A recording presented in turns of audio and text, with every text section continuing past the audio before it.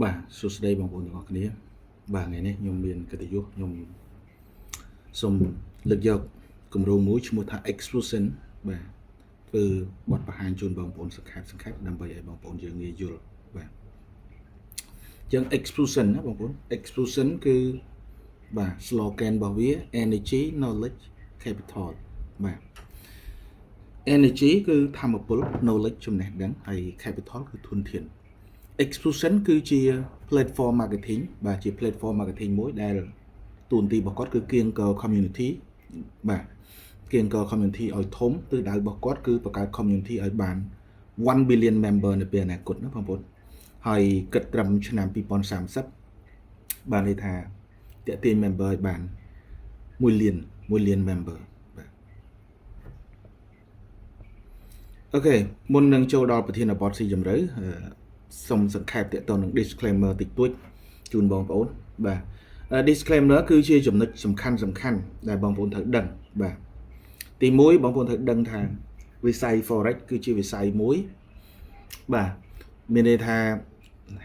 ឱកាសនៃការចំណេញខ្ពស់ប៉ុន្តែក៏អាចប្រឈមមុខនឹងហានិភ័យខ្ពស់ដែរហើយដូច្នេះប្រសិនបើបងប្អូនចង់ចូលរួមក្នុងវិស័យ forex ឬក៏វិស័យ crypto បងប្អូនត្រូវចូលរួមនៅក្នុងកម្រិតមួយលុយមួយដែលបងប្អូនអាច affordable to lose ចង់សំដៅថាម៉េចគឺនៅត្រឹមកម្រិតមួយដែលបងប្អូនគិតថាបាត់បង់បានអាចបាត់បង់បានអញ្ចឹងណាបាទដោយសារតែ explosion ដោយសារតែថ្នាក់ដឹកនាំយើងទាំងអស់ដែលគាត់ផ្សព្វផ្សាយឬប្រម៉ូទ project មួយនេះគាត់អត់មានទូនាទីនៃការទទួលខុសត្រូវឬការ guarantee ដើមទុនទៅលើដើមទុនរបស់បងប្អូនណាមួយទេដូច្នេះរាល់អ្វីដែលខ្ញុំចែករំលែកនៅទីនេះវាគ្រាន់តែជាមូលដ្ឋាននៃព័ត៌មានមួយផ្នែកបាទសូមធ្វើបងប្អូនធ្វើការស្រាវជ្រាវបន្ថែមទៀតហើយសម្រេចចិត្តដោយឯកច្ឆន្ទសម្រេចចិត្តដោយការទទួលខុសត្រូវបាទដោយទទួលយកនឹងហានិភ័យផ្ទាល់ខ្លួនអញ្ចឹងណាបងប្អូនបាទ disclaimer គឺចង់បញ្ជាក់មួយបងប្អូនប៉ុណ្្នឹងអូខេអញ្ចឹង Explosion គឺជា platform marketing មួយដែលទូនាទីរបស់គាត់គឺគៀងក community ហើយ Explosion វាមានសេវាកម្មអីខ្លះដើម្បីទាក់ទាញអតិថិជនឲ្យចូលរួមមួយគាត់បាទជាក់ស្ដែងសេវាកម្មរបស់គាត់គឺមានច្រើនបាទនៅក្នុងនោះមានដូចជាបាទ copy trade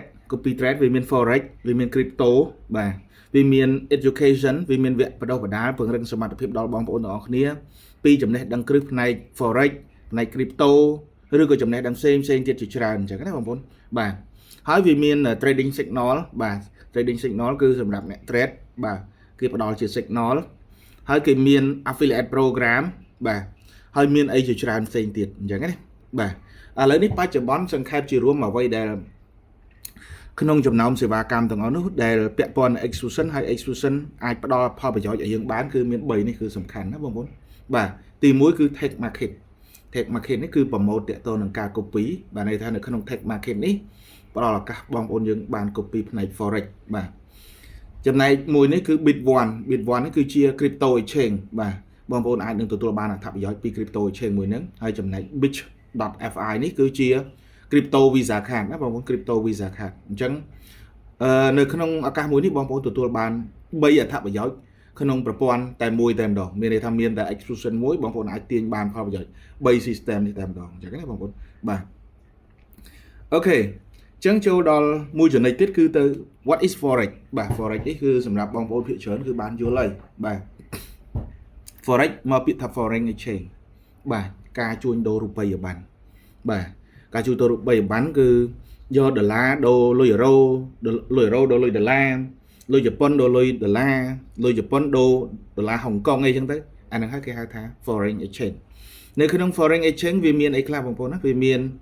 បាទជួញដូរលុយកដាស់បាទដូចខ្ញុំនិយាយរបស់ខាងលើជួញដូរមាសជួញដូរ stock ជួញដូរ commodity អីផ្សេងទៀតអាហ្នឹងហើយគេហៅថា forex ណាបងប្អូនបាទអ្វីដែលអស្ចារ្យគឺ forex គឺជាទីផ្សារមួយជាទីផ្សារ global បាទដែលវាមានទឹកលុយសរុបបច្ចុប្បន្ននេះគឺដំណើរការនៅក្នុងផ្សារមួយហ្នឹងរហូតដល់7 trillion ហើយបច្ចុប្បន្នណាបាទ7 trillion ហើយលុយនឹងវាហោះហើរនៅលើអាកាសវាមិនមែនហោះហើរលើអាកាសនិយាយទៅវាអរូបីពេកបងប្អូនណាលុយនឹងវាចរាចរនៅលើផ្សារហ្នឹងបាទបើសិនជាបងប្អូនមានសមត្ថភាពក្នុងការ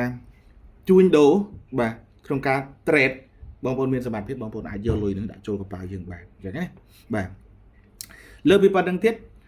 បាទចរន្តទីផ្សាររបស់វាគឺដំណើរការ24ម៉ោងលើ24ម៉ោង ប៉ុន្តែមួយសប្តាហ៍តែ5ថ្ងៃទេបងប្អូនណាមួយសប្តាហ៍តែ5ថ្ងៃទេដែលអាចឲ្យបងប្អូនជួញដូរបាន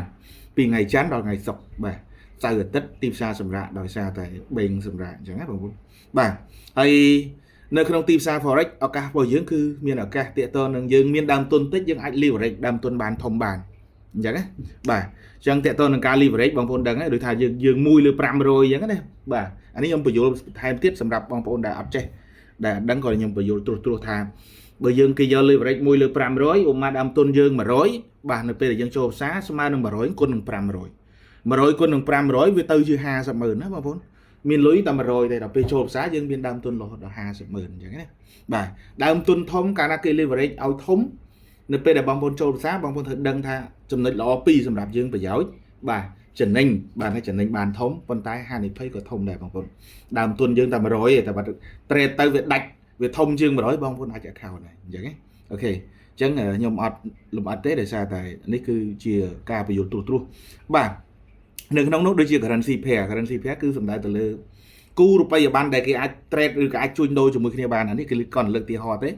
ដូចជាអឺរ៉ូជាមួយដុល្លារជាដើមបាទអ្វីដែលពិសេសគឺវា high liquidity បាទ high liquidity ចង់សំដៅថាម៉េចបងប្អូន high liquidity និយាយឲ្យស្រួលស្រាប់ងាយជួញដូរបើសិនជាយើងទៅជួញដូរឧមាថាយើងបងប្អូនយកលុយដុល្លារទៅដូរលុយអឺរ៉ូនៅតាមហាងដូរលុយអីផ្សេងៗតាមធនាគារផ្សេងៗវា take time វាចំណាយពេលយូរប៉ុន្តែនៅក្នុងទីផ្សារ forex buy and sell ក្នុង1វិនាទីទេបងអានឹងហើយគេចង់និយាយថា high liquidity នេះមានន័យថាបើយើងពាក្យ liquidity វាពាក្យ real ហ្នឹងបើយើងនិយាយសំដៅឲ្យចំនៅក្នុងកិច្ចការងារយើងគឺងាយជួញដូរនិយាយស្រួលស្ដាប់គឺងាយជួញដូរតែម្ដងបងប្អូនណាបាទអូខេអញ្ចឹងអានេះគ្រាន់តែនិយមន័យហើយជាមូលដ្ឋានគ្រឹះនៃ forex ទេបាទចំណុចនេះមួយទៀតគឺអ្វីទៅជា tech market បាទអញ្ចឹងមិញបងប្អូនដឹងហើយគឺ Exfusion គឺជា platform marketing ទេតួនាទីរបស់វាគឺវា promote បាទ promote ឲ្យ tech market នេះឯងបាទជា project ទី1របស់វា promote ហ្នឹងមានន័យថាវាជួយផ្សព្វផ្សាយឲ្យព្រោះ tech market គឺជា broker ទេបងប្អូនណាអញ្ចឹង tech market គឺជា broker ហើយ broker មួយនេះបើតាមដឹងគឺអាយុកាលវាជាង2ឆ្នាំហើយដែលមកដល់ថ្ងៃនេះរាប់ត្រឹមថ្ងៃនេះនៅក្នុង slide នេះគឺគេ update ចុងក្រោយគឺមានរហូតដល់ 60,000 user ហើយ2ឆ្នាំជាងនេះគេកសាងបានណាបាទន័យថាមានអ្នកបង្កើត account user គឺសំដៅអ្នកបង្កើត account ជាមួយ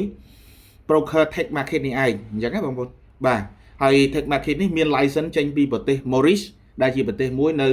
គេហៅថាអាហ្វ្រិកខាងកើតបាទព្រំប្រទល់របស់វាជាប់ Dubai ដែរទេបងប្អូនណាជាប់ Dubai ដែរទេបាទហើយអ្វីដែលពិសេសរបស់ tech market បាទពិសេសជាងគេខ្ញុំនិយាយពិសេសជាងគេនោះគឺមាន2ចំណុចដែលជាចំណុចទាក់ទាញល្អបាទទី1បើសិនជាបងប្អូនជា trader ធម្មតាបងប្អូនអាចទៅបង្កើត account trade នៅ broker មួយនេះបានធម្មតាទី2សម្រាប់អ្នកអត់ចេះបាទអត់ចេះ broker មួយនេះមានឱកាសឲ្យបងប្អូន copy trade បាទនេះ copy ការ trade របស់គេបានហើយអ្វីដែលពិសេសជាងនឹងទៅទៀតដែលអាចតាក់ទាញ trader ឬក៏តាក់ទាញបងប្អូនយើងដទៃទៀតចូល trade នៅក្នុង broker មួយនេះគឺការ boost ដើមទុនរបស់យើងបាន 24x បាទ boost ដើមទុនបាន 24x បាទ boost ដើមទុនបាន 24x គឺត្រង់ថា1000នៅពេលដែលបងប្អូនចូល trade balance នៅក្នុង MT5 របស់បងប្អូនមិនមែន1000ទេគឺ1000គុណ24ស្មើ 24000អញ្ចឹងណាជា capital របស់យើងតែម្ដងជាក់ស្ដែង broker ដទៃក៏មានដែរកន្លែងនេះគាត់ថាឃើញគេទីទេចំណែក tech market នេះគឺឲ្យ boost ធំមែនទេបាទ broker ខ្លះឲ្យ bonus អី 50% អីបើ1000បាន1500អត់អស់ចាទេបងប្អូនណាអានេះខ្ញុំធ្លាប់ស្គាល់ broker ផ្សេងណាបាទអត់អស់ចាទេអ្វីដែលអស់ចាគឺ Exfusion ឲ្យរហូតដល់ 24x ប៉ុន្តែបញ្ជាក់បងប្អូនណា 24x នេះគឺជា promotion ទេបាទឥឡូវនេះគឺចប់ហើយបាទចប់ត្រឹមថ្ងៃ31នេះឯង31ខែ3អញ្ចឹងសម្រាប់បងប្អូនដែលមើលវីដេអូនេះហើយបងប្អូនចាប់ឲ្យតាន់បាទឲ្យបានមុនឬក៏ត្រឹមថ្ងៃ31ខែ3នេះតែម្ដងបាទបើមិនអញ្ចឹងទេបងប្អូនអត់បាន 24x ទេអញ្ចឹងណាបាទអញ្ចឹង 24x វាមានប្រយោជន៍ត្រង់ថាទី1បង្កើនដើមទុនធំឱកាសដែលយើងអាចយកផលចំណេញទីផ្សារក៏បានកាន់តែធំដែរហើយបើសិនជាយើងខ្ញុំនិយាយអំពី risk គឺ risk វាកាន់តែតូចព្រោះដើមទុន trade ធំបាទ risk សម្រាប់ការ trade វាកាន់តែតូចបងប្អូនអ្នក trade ដឹងហើយកន្លែងហ្នឹងណាបាទនេះឥឡូវគេលើកឧទាហរណ៍បាទគេ deposit លុយ 1000 បាទបើ deposit លុយ 1000 នៅក្នុង broker ផ្សេងៗ 1000 គឺ 1000 តែនៅក្នុង Exfusion 1000 ទៅជា 24000 បាទជាទូទៅមកថាបងប្អូន trade បាទ trade នៅ broker ណាក៏បងប្អូនចេះអី trade នឹងយុទ្ធសាស្ត្របែបណាគឺយុទ្ធសាស្ត្របែបហ្នឹងទេបាទហើយបើសិនជាបងប្អូនមានសមត្ថភាពបង្កើត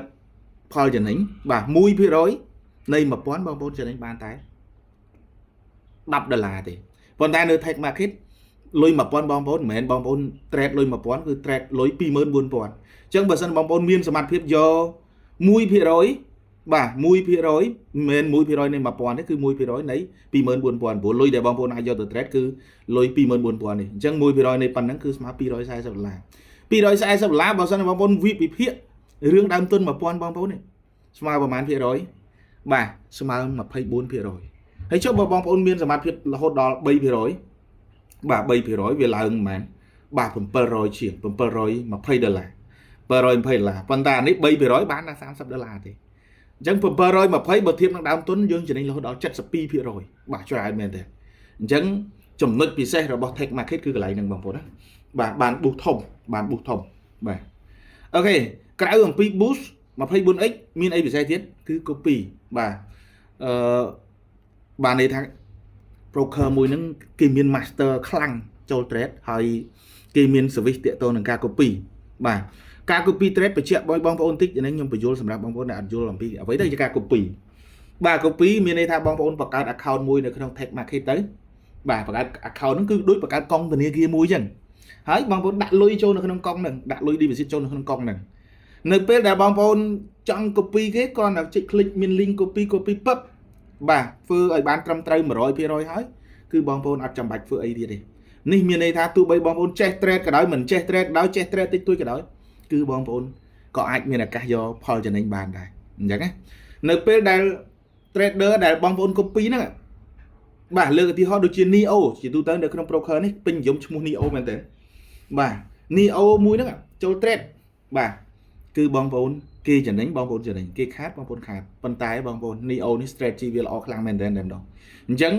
ពាក្យថា copy មួយម៉ាត់គឺបងប្អូនអត់ត្រូវការធ្វើអីទេគ្រាន់តែបង្កើត account ដាក់លុយបញ្ចូលរួចហើយចុច copy តាមមួយ click ទេបាទតាមមួយ click ទេគឺរួចតែម្ដងអត់មានចាំបាច់ត្រូវធ្វើអីទេអ្វីដែលសំខាន់គឺផលចំណេញគឺ automatic បងប្អូនផ្ទៀងរាល់ថ្ងៃទៅបាទអូខេអញ្ចឹងនៅក្នុង Tech Market នេះបាទនៅក្នុង Tech Market នេះវាមាន strategy ច្រើនណាស់បាទរហូតដល់50 strategy ជាងហើយអនាគតនឹងមាន strategy កាន់តែច្រើនទៅទៀតបាទអញ្ចឹងបងប្អូនសិក្សាទៅ strategy មួយណាល្អគឺបងប្អូនអាច copy បានទាំងអស់ទាំង52 strategy ហ្នឹងប៉ុន្តែបាទបើសិនជាបងប្អូនស្ដាប់បាទន័យថាស្ដាប់ exclusion ណា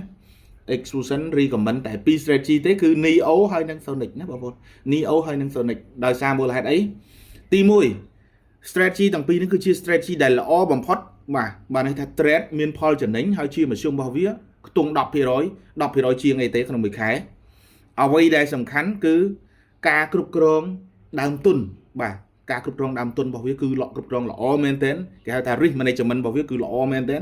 បាទហើយអ្វីដែលអស្ចារ្យជាងនឹងទៅទៀតចំណូលរបស់យើង stable ចង់សំដៅថាម៉េចគឺវាមាននិរន្តរភាពវាចំណេញមួយខែខ្ទង់ 10% ទៅមុខរហូតអញ្ចឹងណាបាទនេះគឺជា strategy 2ដែល exclusion ចង់ recommend បងប្អូនយើងមែនទែនបាទអញ្ចឹងវានៅក្នុង Tech Market មាន strategy ច្រើនប៉ុន្តែគេ recommend 2នេះដោយសារអីគេទុកចិត្តបាទគេជឿជាក់ទៅលើ strategy មួយហ្នឹងហើយអ្វីដែលពិសេសជាងនេះទៀតរឿងក្រៅខ្នងគឺ exclusion បានស្គាល់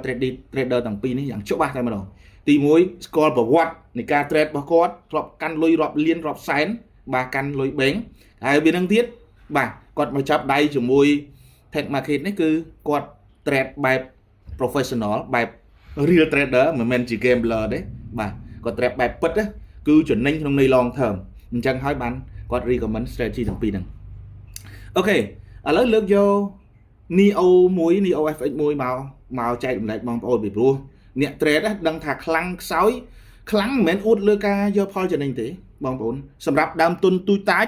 បងប្អូនអួតទៅលុយចំណេញធំប៉ុន្តែសម្រាប់ដើមទុនធំបាទគេនិយាយអំពី risk management គេនិយាយអំពី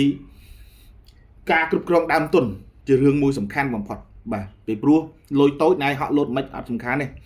200បើដាច់វាអត់បញ្ហាបងប្អូនទទួលបានន័យថាអត់បញ្ហាទេបងប្អូន contract យកច្រើនប៉ុន្តែបើលុយរាប់លានបងប្អូនអត់មានសមត្ថភាពគ្រប់គ្រងដើមទុនបាទគឺអំបិលហើយបងប្អូនណា chẳng sầm đạp lùi liên liên san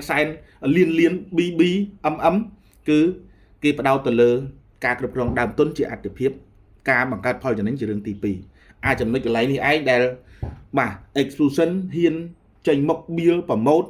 mode tech market phong và mode strategy neo hay năng sonic năng phong chẳng ấy bà chẳng dứt được strategy sonic mùi neo mùi màu dày bà ti muối cái giờ phe cu bảo cái ta ở rấu năng Đà Lạt thì ở rấu năng Đà Lạt ní cứ bờ sân chia sầm rập nè trader cứ vô lời phe tầng pi ní miền này ta cùng liệt đây tầm lái ca lang cho bao viết viết ắt prai pro khlang này chẳng viết ắt chia để pro đào đào khlang này giang qua là ca chơi được phe muối cứ sầm đại tha chỉ phe muối và có đào sờ vặt được hiệp rồi từ hà bà ti pi bà ca trade bao cái frequently ní miền này ta mặc ngay cái trade tam cô ca tu tới bao cái cứ mặc ngay tam một trade thế bà mùi ngay tay mùi trade thế bà vì phiệp xá vì phiệp chọc sọc group cho trade mùi tướng bà chọc chẩn nính có chốc khát có chốc phân tài ở đây là sầm khăn vì chẩn nính vì block kia lại chấm niên trôi muối nó cứ cầm rau không bằng con bà tí bảy cứ ri mà này chấm mình cứ ca cực rong đam tuần bà đam tuần dướng mà rồi thì rồi táo dương trôi vào man trôi mà trade nó trôi vào man này đam tuần sập đầy dương ai trôi trade bà đôi mà poán con 24x มา 20,000 តែចូលប្រមាណនៃ 20,000 បាទគឺចូលតែចន្លោះ 0.1 ទៅ 0.3 ទេបងប្អូនណាអានេះគេតែសេច្រឡំហ្នឹង only 0.3 ទៅ 0.1 មានន័យថា 0.1 ទៅ 0.3 សេវាតូចទៅមុនអញ្ចឹងវានៅចន្លោះហ្នឹងគេចូលដើមទុនគឺធំបំផុតគឺ 0.3 តូចបំផុត 0.1 អញ្ចឹងបើសិនជាវាខាតតែប៉ុណ្ណឹងព្រោះមួយថ្ងៃចូល trade តែប៉ុណ្ណឹងអញ្ចឹងវាអត់ជាអតិពលធំទេអាតែនឹងឯងគេហៅថា strong risk management បាទន័យថាការគ្រប់គ្រងដើមទុនសវត្ថិភាពដើមទុនគឺខ្លាំងមែនទែនបាទហើយក៏ចូលងាយខុសដែរបាទទី2រាល់ការ trade របស់គេគឺគេ set TP ហើយនិង SL ត្រឹមត្រូវបាទជាពិសេសគឺ SL stop loss បាទបើសិនជាយើង trade យើងអត់ដាក់ SL ទេវារិះធំហើយបងប្អូនណាបដោយឲ្យវាខាតសេរីអីហ្នឹងវាខាតធំអញ្ចឹងរាល់ការ trade របស់គេគឺអត់ចោលទេពីហ្នឹងទី2គឺ take profit TP ហ្នឹង take profit មានន័យថាគេអត់ផ្ដេចព្រួលតាមទីផ្សារទេគេដឹងថាចូលទៅបើវាឡើងបានប្រមាណចំណេញប្រមាណគេកាត់អូតូម៉ាទិកបើខាតប្រមាណវាកាត់អូតូម៉ាទិកកន្លែងនេះហើយគឺចំណុចសុវត្ថិភាពខ្លាំងបំផុតមួយទៀតតាក់ទងនឹងការ trade អញ្ចឹងណាបងប្អូនគេអត់ទូទុនទៅតាមទីផ្សារជាទូទៅអ្នកដែល trade ទូទុនតាមទីផ្សារ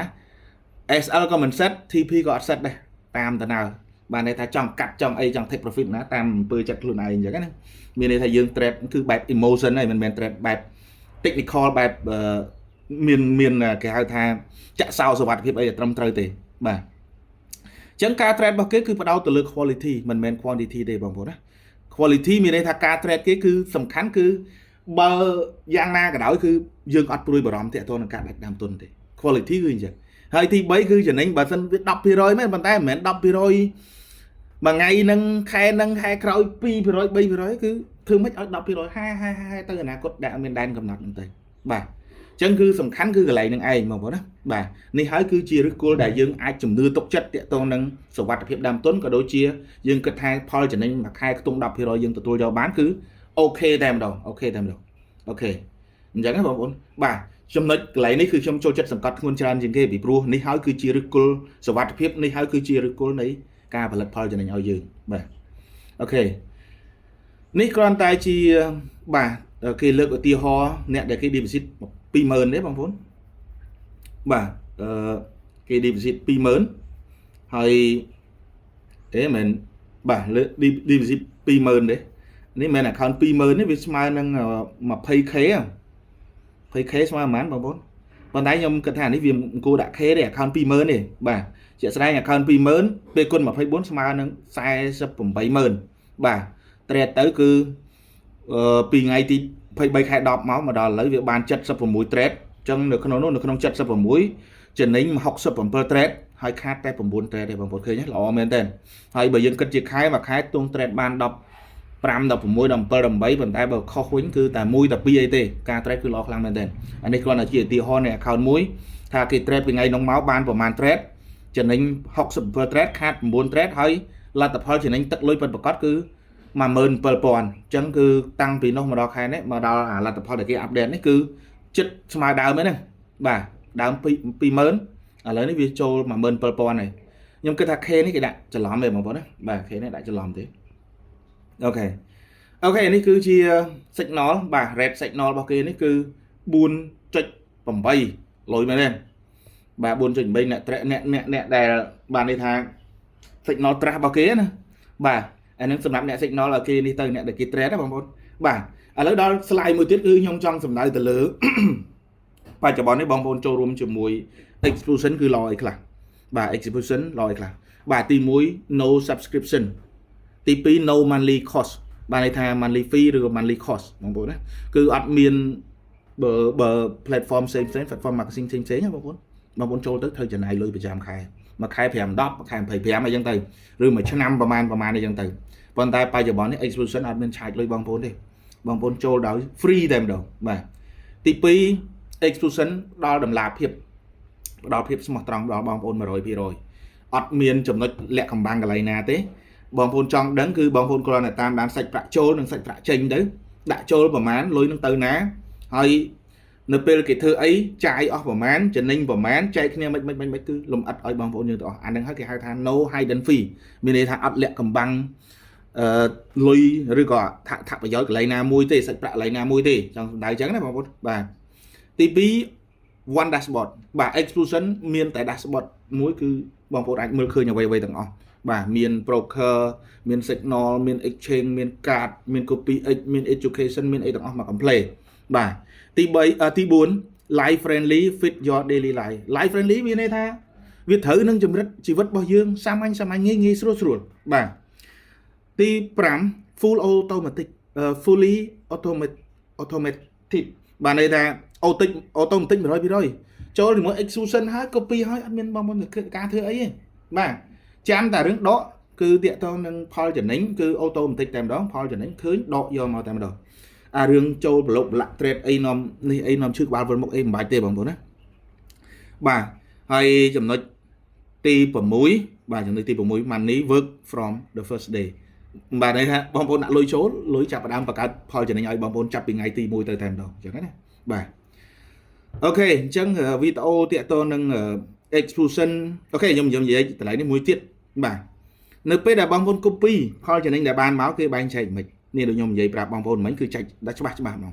បងប្អូនដាក់លុយ 10000 ចូលផ្លុកបាទលុយ 10000 អត់ទាន់ចែកទៅណាទេគម្រោងផ្សេងដកលុយ 10000 ដកចាយ marketing អស់បងប្អូនខ្លះបាត់ដែរបាទជាក់ស្ដែងបងប្អូនស្គាល់ IC ដឹងទេអ្នកដែលស្គាល់ IC មួយខ្ញុំដាក់ 10000 ផ្លុកលុយសល់តែខ្ទង់ 8000 អីទេឬ 7000 ជាងអីទេបាទប្រហែលទៀតគេដកចាយ marketing ពីព្រោះដើម្បីលើកទឹកចិត្តអ្នកផ្សព្វផ្សាយអញ្ចឹងណាតែ exclusion អត់ទេអតិថិជនដាក់លុយ10 10000 ផ្លុកលុយ 10000 គឺនៅក្នុង account ខ្លួនឯងដូចនៅក្នុងកុងធនាគារអញ្ចឹង copy ពឹបបាទបន្ទាប់មកទៀតគឺនៅពេលដែលលុយ 10000 មានផលចំណេញបានយើងបែងចែកគ្នាអូខេគោលការណ៍នៃការបែងចែកគឺបែបនេះបងប្អូនណា70 បាទ 70% នេះគឺម្ចាស់លុយ investor បើចំណេញ 100 យើងបាន 70 រៀលបាទហើយ 30% ទៀតក្រុមហ៊ុនដកទៅបែងចែកអូខេ trader គេអ្នក trader គេ com trade បងប្អូន com trade ឲ្យល្អយើងនេះដើម្បីបង្កើតចំណេញយើងនេះគេបាន 5% មួយទៀត 21% នេះអានេះគឺអ្នកធ្វើទីផ្សារបានហើយគេដក 26% គឺចាយលើ affiliate ហើយ 4% នេះ exclusion នេះដែលខំរៀបចំ project ណែនាំបងប្អូនយើងឲ្យស្គាល់ tech market ដែលល្អនេះគឺខ្លួនគេបានតែ 4% ទេបាទ 4% ទេខំ bill ខំចំណាយទឹកមាត់ Zoom ផង offline ផង online ផងដោយសុខខ្មែរយើងម្ដងថ្ងៃនេះគឺបានមកធ្វើម្ដងចំណាយចូលខ្ទង់ $20000 ជាងហើយបាទក្នុងពេលឆាប់នេះដូចជាដើមខែ4គ្រោងមកកម្មវិធីទៀតហើយបើចំណាយរហូតដល់$40000ទៀតបាទអញ្ចឹងគឺចំណែកគេដែលដើរតួជាអ្នកផ្សព្វផ្សាយជាអ្នកដើរ bill នេះគឺគេបានតែ 4% ទេបងប្អូនណាបាទអូខេអញ្ចឹងខ្ញុំសូមបញ្ចប់តាក់ទងនឹងអ្វីទៅជា exclusion អ្វីទៅជា tech market ហើយ 24x មានប្រយោជន៍អីហើយល្អសម្រាប់បងប្អូនយ៉ាងម៉េចហើយលើសពីប៉ុណ្្នឹងទៀតបងប្អូនធ្វើក្រាប 24x នឹងឲ្យបានពីព្រោះមានតែត្រឹមថ្ងៃទី31ខែ3នេះទេអស់ពីនេះទៅគឺបានតែ12ទេបងប្អូនខុសគ្នាពាក់កណ្ដាលបើធ្វើចំណេញ 1000 បងប្អូនចំណេញតែ500ខុសគ្នាពាក់កណ្ដាលបងប្អូនបាទអញ្ចឹងគឺចង់ alert ចង់ដាស់តឿនដល់បងប្អូនយើងមែនទែនបាទហើយអ្វីទៅជា exclusion អ្វីទៅជា tech market បងប្អូនកុំយល់ច្រឡំទៀត exclusion គឺ platform marketing ដែលដើរតួ promote ដើរតួផ្សព្វផ្សាយឲ្យ tech market គឺជា broker គេអត់មានចាំបាច់ត្រូវធ្វើអីទេបាទបើគេស្គាល់គឺយើងទៅបង្កើត account ទៅបាទតែដើរចេញ build ទីផ្សារជាសកលគឺអត់ទេ exclusion ណាបងប្អូន exclusion ហើយតួនាទីរបស់ exclusion គឺអត់មានធ្វើអីគឺគៀងកោ community គៀងកោ community យកអីទៅតាក់ទាញគឺ គម្រោង tech market គម្រោងផ្សេងដែលគាត់បានសិក្សាហើយគិតថាល្អបាទគាត់ចេញមកប្រម៉ូទឲ្យនិយាយឲ្យតែម្ដងបច្ចុប្បន្ននេះយើងមាន3បាទ3នេះគឺមាន tech market bit 1 ប៉ុន្តែ bit 1គឺចាប់ដើមដំណើរការតែអត់ទាន់រៀបរយល្អខ្ញុំអត់ទាន់លើកយកមកលម្អិតឲ្យបងប្អូនទេគឺថ្ងៃមុខខ្ញុំនឹងធ្វើបទបង្ហាញពី bit 1ទៀតហើយនឹង bit card តទៀតអញ្ចឹងណាបងប្អូនឥឡូវអ្វីដែលសំខាន់គឺបងប្អូនស្គាល់ exclusion និងស្គាល់ tech market បាទអានេះដើរតួប្រម៉ូទអានេះហើយប្រម៉ូទអានេះមិនប្រម៉ូទទាំងអស់ strategy ទេ strategy បច្ចុប្បន្នមាន55ប្រម៉ូទឲ្យតែ2 strategy ទេ Neo Sonic បងប្អូនណាបាទអញ្ចឹងបងប្អូនដែលចង់ចូលជាមួយ exclusion បើចង់ copy នៅក្នុង tech market សុំ copy Neo ហើយ Sonic បាទហើយឥឡូវនេះក្រៅពី Neo អត់មាន strategy ណាផ្សេងបាន10បាន 24x ទេបាទគឺបានតែ12ទេអញ្ចឹងលើកទឹកចិត្តឲ្យបងប្អូនបដោតលើ Neo ចូលមក copy យក Neo តែម្ដងគឺ 24x ហើយឲ្យទាន់នៅក្នុងខែ3នេះហួសពីនេះទៅគឺអស់ហើយបងប្អូនណាបាទអូខេអញ្ចឹងវីដេអូដែលខ្ញុំធ្វើបទបង្ហាញថ្ងៃនេះគឺមានប៉ុណ្ណេះបាទទៅថ្ងៃមុខទៀតខ្ញុំនឹងធ្វើវីដេអូបញ្យល់ទាក់ទងនឹង marketing plan សម្រាប់បងប្អូនយើងដែលជា leader បាទតែទាក់ទងនឹង company profile រវាង exclusion និង tech market ខ្ញុំសូមសង្ខេបឲ្យបញ្ចប់ត្រឹមប៉ុណ្ណឹងបាទសម្រាប់ព័ត៌មានផ្សេងទៀតបងប្អូនអាចស្រាវជ្រាវខ្លួនឯងបន្ថែមទៀតបានអញ្ចឹងណាបាទអញ្ចឹងនេះគ្រាន់តែជាមួយផ្នែកនៃព័ត៌មានដែលខ្ញុំអាចចែកម្លែកឲ្យបងប្អូនបានទេអូខេជូនពរបងប្អូនសុខភាពល្អជោគជ័យរីកចម្រើនទាំងអស់គ្នាបងប្អូនណាបាទ